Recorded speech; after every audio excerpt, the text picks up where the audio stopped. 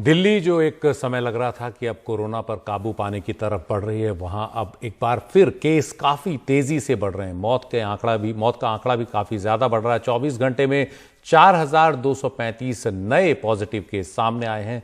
29 मरीजों की बीते 24 घंटे में मौत हुई है। 56,000 से ज्यादा टेस्ट बीते एक दिन में यानी 24 घंटे में दिल्ली में किए गए हैं। एक्टिव केस अब बढ़कर दिल्ली में 28,812 हो गए हैं और संक्रमण की दर 10.2% हो गई है, यानी संक्रमण दर अब बढ़ रही है। हमारे सहयोगी शरद शर्मा हमारे साथ हैं। शरद, कोरोना को लेकर लगता है कि बीच में शिथिलता बरत दी गई व्यवस्था में, या फिर लोग अब जब ज्यादा डरने की जरूरत है, ज्यादा एहतियात बरतने की जरूरत है, तो लोग अब चलता है देख लेंगे इस तरह के मोड में आ गए?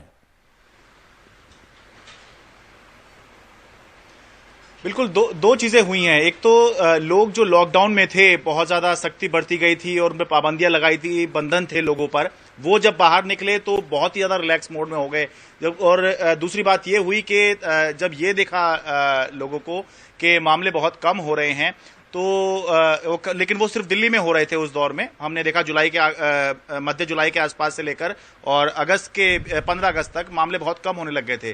तो दोनों के ही चलते जो हैं काफी ढिलाई लोगों ने बरती, लोग हाथ भी मिलाने लग गए थे और एक तरह से कोरोना का डर जो था वो खत्म हो गया था। और उसकी वजह से ही शायद ये स्थिति अब दिल्ली में आई है कि वापस हम देख रहे हैं कि जो पहले जो पीक आया था अब उससे भी ऊपर निकल गया है। लेकिन एक बात यहाँ जरूर हमें बतानी चाहिए सुशील, वो ये है कि पहले जो टेस्टिंग हो रही थी वो लगभग 20,000 के आसपास की टेस्टिंग चल रही थी और अब जो है वो 3 गुना की टेस्टिंग है। लगभग 55-60 हजार 58,000 टेस्ट जो हैं वो डेली हो रहे हैं। और जो अभी आपने पॉजिटिविटी रेट बताया, वो पॉजिटिविटी रेट जो है वो टोटल है अभी तक का, जबकि पिछले 24 घंटे का जो पॉजिटिविटी रेट यानी संक्रमण की दर जो चल रही है वो 7 से 8% के बीच में ही घूम रही है।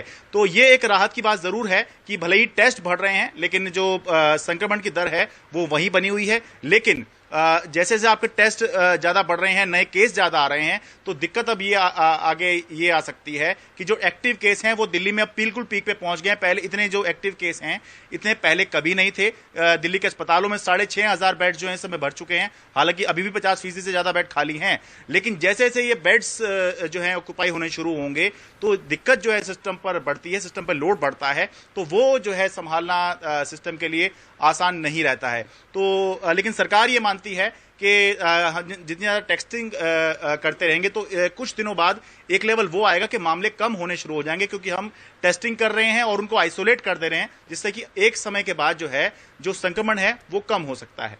जी शुक्रिया शरद। वैसे ये जो देखा जाएगा वाला एटीट्यूड है, ये अब अगला बड़ा संकट है। लोग मास्क नहीं लगा रहे हैं, बाहर घूम रहे हैं लेकिन एहतियात नहीं बरत रहे हैं, सोशल डिस्टेंसिंग नहीं है। साफ सफाई का भी एक समय जो काफी ध्यान रखा जा रहा था अब उसे लेकर भी लापरवाही दिखने लगी है।